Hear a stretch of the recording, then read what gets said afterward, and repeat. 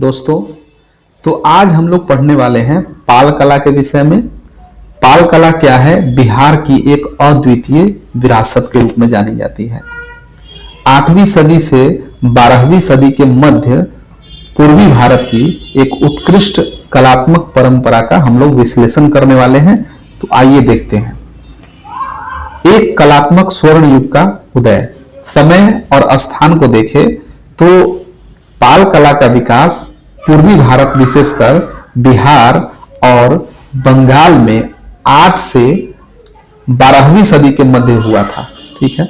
ऐतिहासिक महत्व देखें तो यह कला मौर्य कला से विकसित हुई परंपरा को न केवल निरंतरता प्रदान करती है बल्कि इसे राष्ट्रीय और अंतरराष्ट्रीय स्तर पर प्रतिष्ठित भी करती है। संरचना में देखें तो पाल कला की अभिव्यक्ति मुख्य रूप से 3 रूपों में होती है जो इसकी समग्र पहचान को परिभाषित करते हैं।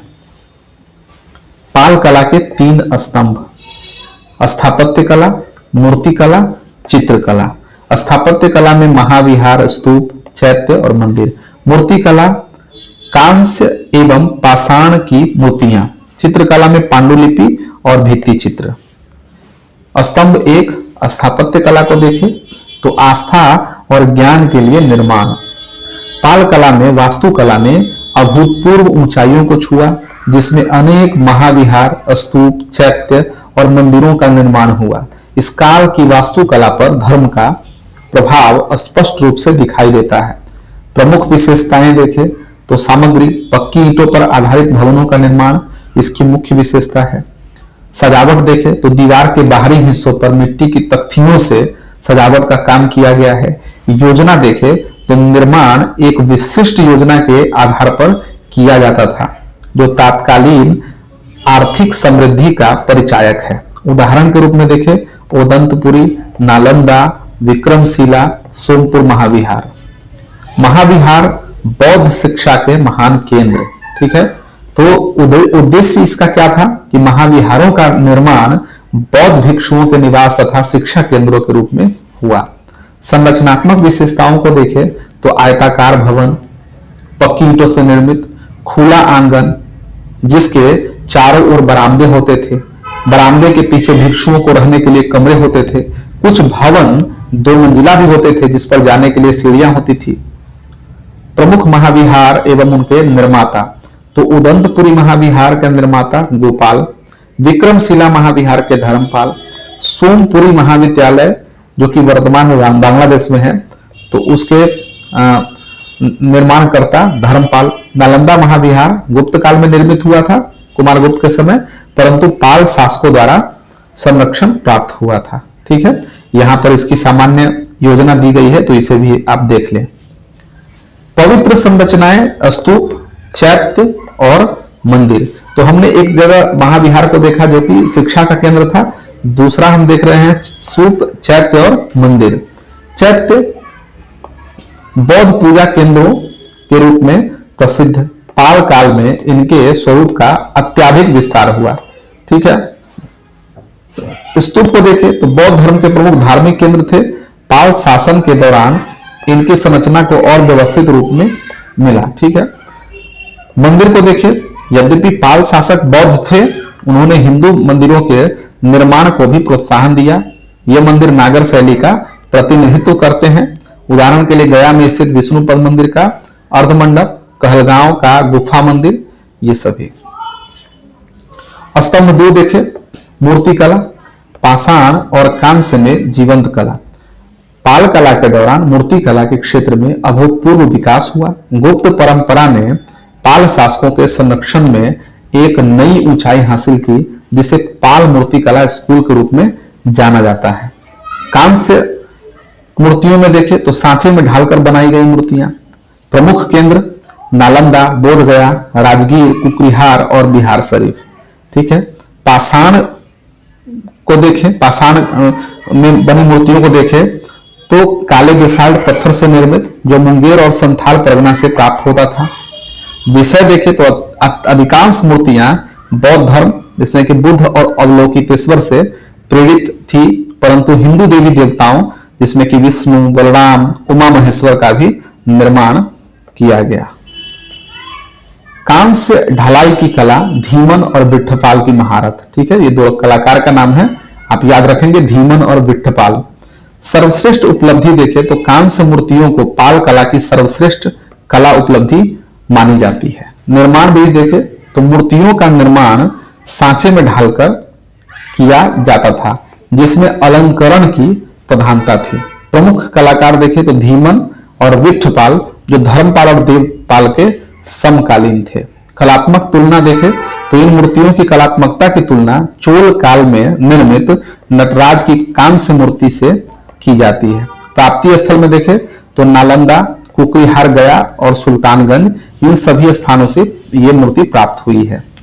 मूर्ति कला की विशिष्ट पहचान में देखें तो अन्य विशेषताओं में देखें तो अग्र भाग पर विशेष ध्यान, मूर्तियों में शरीर के अग्र भाग को दिखाने पर विशेष ध्यान दिया जाता था, जबकि पिछला भाग प्रायः समतल होता था। ठीक है, इसमें अलंकरण की प्रधानता होती थी। मूर्तियों में पर्याप्त आभूषण और परंपरागत सजावट पर विशेष बल दिया गया है। ठीक है, लेख युक्त मूर्तियां जो कि यहाँ पर आपको दिखाई गई है, ठीक है, इसके नीचे, तो लेख युक्त मूर्तियां जो है वो पाल काल में पाई गई है और इस पर तिथियां भी अंकित है। ठीक है, मूर्ति कला पर देखें तो तंत्रयान का प्रभाव था। बौद्ध मूर्तियों पर, विशेषकर बुद्ध की मूर्तियों पर तंत्रयान का प्रभाव स्पष्ट रूप से देखा जा सकता है।